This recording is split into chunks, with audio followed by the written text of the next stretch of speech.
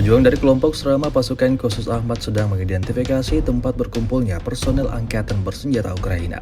Rekamannya ramai beredar di media sosial Telegram pada Sabtu 18 Januari 2025. Saat disetel ulang, mata calon pejuang akan ditampilkan dan drone FPV pada serat optik segera terbang ke sana melewati peperangan elektronik yang jelas mengenai sasaran.